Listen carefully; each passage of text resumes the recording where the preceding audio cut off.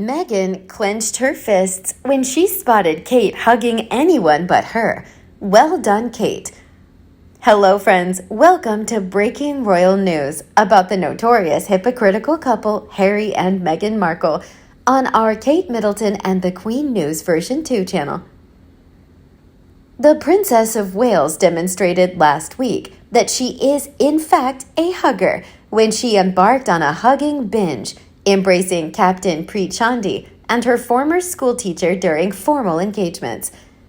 When Kate, 41, saw Jem Embury in the throng yesterday while visiting the National Maritime Museum in Cornwall, she immediately embraced him. On Wednesday, when the mother of three had returned from her lone polar excursion, she gave Captain Preet Chandi a heartfelt embrace as well.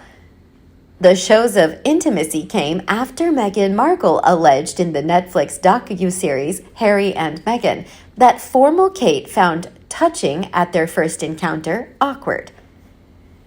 The Duchess of Sussex, 41, said she was unaware of the formality the royal family upholds behind closed doors, and that she was unaware of how off-putting it was for certain Britons.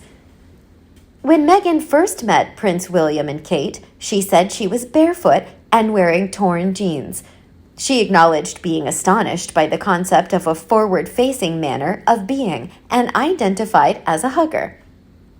She said, "Even then, when Will and Kate arrived and I was seeing her for the first time, I recall being barefoot and wearing ragged jeans. I had no idea that the fact that I have always hugged people is shocking to many Brits. I began to see that the formality on the outside persisted within, that there is a forward-facing manner of being, and that once the door is closed, you think, okay, we can relax now. Its formality, however, is maintained on both sides, and I found that to be unexpected." Kate, however, has been spotted hugging other bystanders throughout the years. In Cambridge in 2020, the princess gave a little kid named Josh a loving cuddle during a walkabout. She gave the youngster, who has sensory autism, a big hug and informed him she had gotten the cards he had prepared for her for their wedding and new baby. Meghan is no judge of character. She didn't stick around long enough to get to know William and Kate. It's clear Kate is naturally affectionate, while also adhering to royal protocol. She knows exactly how to behave, but she does it with warmth. She'll make a fabulous queen when the time comes, and William is a great king. One commenter said, "I hug my close friends and family. I don't hug anyone on the first meeting, and I don't know anyone who does. When you first meet someone, you have no real idea of whether a hug would be appropriate. The new person might hate to be touched by a stranger, and hugging on a first meeting is, to me, more about the hugger and their agenda. In my experience, people who impose physical contact on strangers are, perhaps subconsciously, but often entirely consciously, asserting dominance in a social setting." Meghan was hell-bent on being the top dog and thought being a royal was all about lounging around, spending money, and being a super celebrity. Despite knowing in advance that there were traditions, protocols, and rules to follow, she thought, fuck that, I'm doing whatever I want. Due to her complete lack of respect for the family and nation that welcomed her so warmly, the media quickly noticed her vile behavior and called her out on it. Meghan, of course, didn't like that. She didn't like being told she wasn't in charge, that she couldn't spend taxpayers' money like it was going out of fashion, that she actually had to work, that there were rules to follow, that she couldn't treat people like shit, etc. Rather than accepting her role and the reality of life being a royal, Meghan struck out, accusing everyone of racism and bullying and making out she was being attacked for no reason.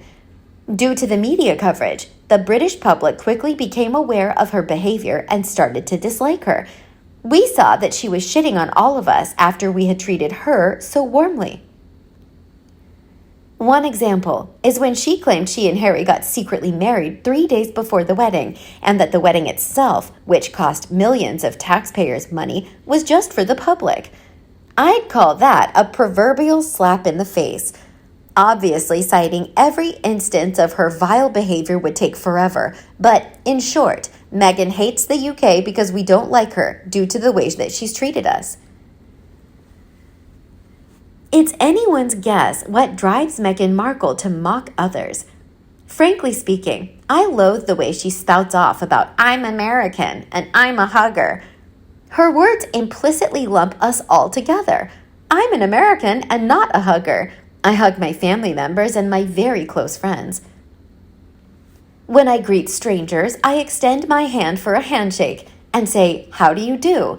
Or, "It's a pleasure to meet you," and "My name is Catherine." The fact that she was so clueless about cultural differences makes me wonder what they taught her in international relations courses at Northwestern University. Back to Kate. During a trip to Balsadon Sporting Village in 2018, the Queen was also captured hugging a member of the Coach Corps Essex apprenticeship program. Royal admirers who had congregated outside the sporting village to see Kate and William gave them a warm welcome.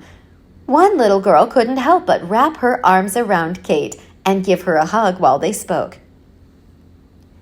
It follows the reunion of Kate and her former history teacher, whom she hugged for the first time since leaving elementary school 2 days prior. She and Prince William went to the National Nautical Museum of Cornwall in the port city of Falmouth on Thursday to learn more about the region's maritime history.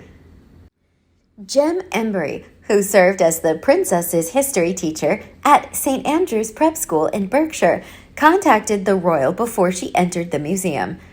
When Kate saw her former instructor, she immediately recognized him and said, "Oh my goodness, that brought me straight back." She continued by describing how she could clearly picture the previous design of her teacher's classroom. When Kate learned that Mr. Embury had moved to Cornwall, she exclaimed gleefully, "No way!" Then she gushed, "The things you taught me, I now teach to my children," according to Cornwall Live. While Prince William continued to interact with onlookers, the two enjoyed sharing memories in front of throngs of royal admirers. Jim spoke with the local newspaper after the meeting and said, "She was a good student, and the lesson was wonderful." On Wednesday, Kate also paid a visit to a college in Derby and gave Captain Preet Chandi MBE a hearty welcome back following her lone Antarctic mission. The King backed Captain Chandi's mission, during which she completed a 922-mile journey in 70 days and 60 hours, shattering the previous record for the longest solo polar ski expedition in history. The Army Officers Tour to UK schools, during which she will tell her experience with the next generation, begins with a stop at Landau Fort College in Captain Chandi's hometown. Captain Chandi, also known as Polar Preet, spoke to the children about her voyage on today's excursion. She was accompanied by Kate as they presented Simrat Sogi with a prize for winning the Officers National School Logo competition. The princess participated with the pupils in certain exercises that brought the trip and Captain Chandi's preparations for life, including some illustrations of how she exercised and what she ate. While at the school, Kate tried to pull 2 tires that were fastened to a harness and weighed 44 pounds apiece. Captain Chandi had used these tires to replicate the weight of her sled while practicing for 3 years on Derby's roads. Kate fessed up. "When trying to remove the tires, I realized I needed to do some practice." What do you think of Meghan's short-sighted statement about British hug culture? Let us know your thoughts below in the comment section. We hope you found this video helpful. Don't forget to leave a like, share, and subscribe to the channel if you like it. Thank you for watching this newsletter. See you in the next videos. Goodbye.